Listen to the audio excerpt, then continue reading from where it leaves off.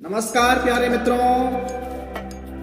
लोकतंत्र के सबसे बड़े मंदिर पर कल जो घुसपैठ हुई थी उस पे थोड़ा प्रकाश डाल लेते हैं और इसके पीछे का जो कारण निकल के आ रहे हैं उस पर चर्चा करते हैं और जानते हैं आने वाले समय में किन चीजों पर सरकार को बहुत ज्यादा सावधान रहना है, गौर करना है। दोस्तों, आप बने रहें मेरे साथ वीडियो में। अगर आप नए हैं तो चैनल को सब्सक्राइब कीजिए और वीडियो अच्छी लगे तो लाइक कीजिए। बने रहें, हम कुछ बातों पर चर्चा करते हैं।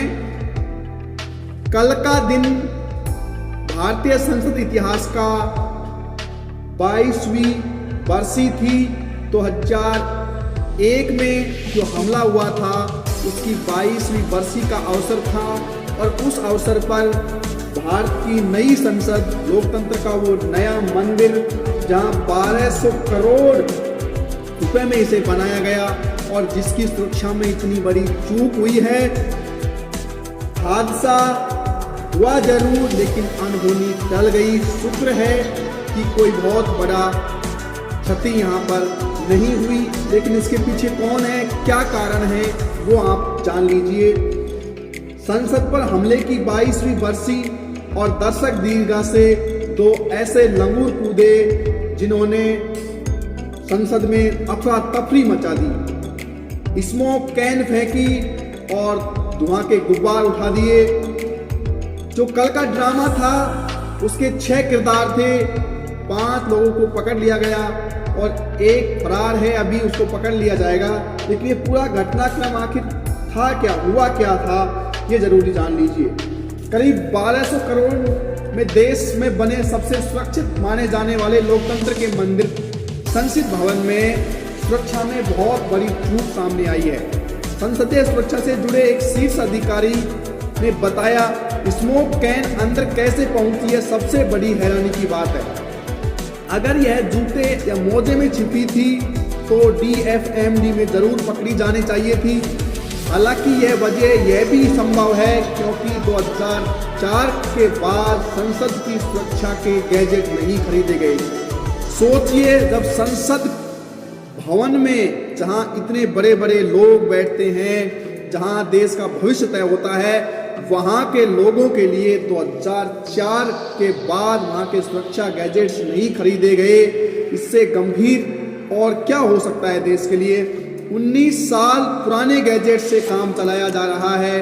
अधिकारियों का कहना है कि 10 साल से संसद की रक्षा के लिए नए स्टाफ की नियुक्ति नहीं हुई है, भर्ती नहीं हुई है। करीब 150 सुरक्षा कर्मियों के पद खाली पड़े हैं। नई संसद में फेशियल रीडिंग के उपकरण ही नहीं है और जो हैं वो पर्याप्त मात्रा में नहीं है।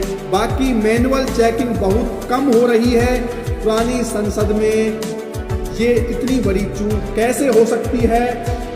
कौन कौन लोग थे वो जिन्होंने कल संसद में ड्रामा किया, हंगामा किया और घुसपैठ की? एक नाम है सागर, जो कि लखनऊ के हैं, 12वीं पास हैं, ई रिक्शा चलाते हैं। मैसूर से भाजपा के एक सांसद हैं प्रताप सिम्हा, उनके नाम का विजिटर पास लेकर एंट्री की। उनके पिता कारपेंटर हैं, साधारण परिवार से हैं और परिवार को 2 दिन पहले बोल के भी आए थे कि मैं धरने पे जा रहा हूं। वो बेरोजगारी के खिलाफ लड़ने की बात कर रहे हैं। ये दूसरे हैं, एक इंजीनियर हैं, नाम मनोरंजन है, कर्नाटक के हैं। संसद के अंदर किसी ने स्मोक कैन जलाकर फेंका था। सभी आरोपी एक दूसरे को ऑलरेडी जानते हैं, पहले से प्लान बनाया था, वे लगातार संपर्क में थे। इन्होंने मिलकर संसद में स्मोक कैन जलाने की साजिश रची थी। एक लड़की है, उसका नाम है नीलम, जो कि हरियाणा की है, उम्र उसकी 42 साल है, सिविल सर्विस की तैयारी कर रही है। BA, MA, MPhil, net, CTET, HTET कर चुकी है। किसान आंदोलन में सक्रिय रही थी। दिल्ली में पहलवानों के प्रदर्शन के दौरान 7 घंटे हिरासत में भी रही थी और उनका कहना है कि उन्होंने जो शब्द यूज किए थे कि तानाशाही बंद करो, नहीं चलेगी तानाशाही, इस तरह के वक्त जो यूज किए थे, वो लड़ रही हैं, वो बोल रही हैं क्योंकि हम बेरोजगार हैं, हमारे माता पिता इतना काम करते हैं, मजदूर, किसान, छोटे व्यापारी, दुकानदार, लेकिन किसी की बात नहीं सुनी जा रही है। सरकार तानाशाही कर रही है। ये हर जगह हमारी आवाज़ को दबाने की कोशिश कर रहे हैं। ऐसे उनके बोल थे, आप इनसे समझ सकते हैं कि वो किस प्रकार की आवाज़ बन के आए थे। और एक और था अनमोल, महाराष्ट्र के हैं, वो बेरोजगार हैं, रनिंग चैंपियन रहे हैं, कई वर्षों से सेना पुलिस की तैयारी कर रहे हैं, लेकिन सफलता नहीं मिली। माँ मजदूर है, पिता मंदिर में झाड़ू लगाते हैं, और वो भी 4 दिन पहले दिल्ली जाकर धरना देने की बात कह के परिवार से आए हैं। अब क्या जरूरी है, फिलहाल की बातों को देखते हुए वो कदम जरूरी हैं जिनको उठाना बेहद जरूरी हो गया है। सांसदों, स्टाफ मेंबर्स और पत्रकारों की एंट्री का एक अलग गेट होने वाला है। विजिटर्स को चौथे गेट से प्रवेश कराए जाने की बात चल रही है। विजिटर पास जारी करने पर अभी रोक लगा दी गई है।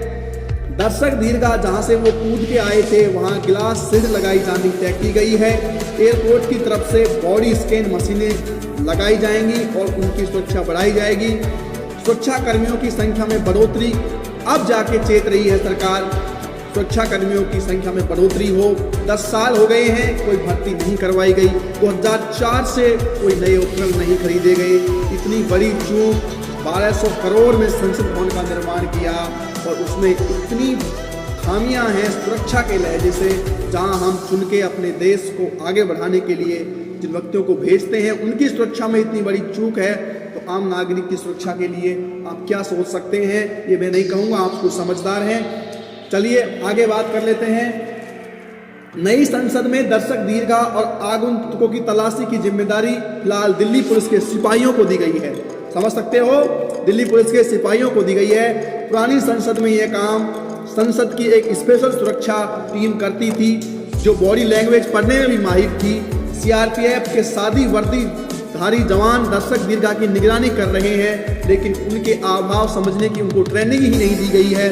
दोस्तों, ये हमारा दुर्भाग्य है कि हम इस तरह की लापरवाही करते हैं और 2001 में हम धोखा खा चुके हैं। उसके बावजूद भी ये इतनी बड़ी चूक बेहद ही संवेदनशील है।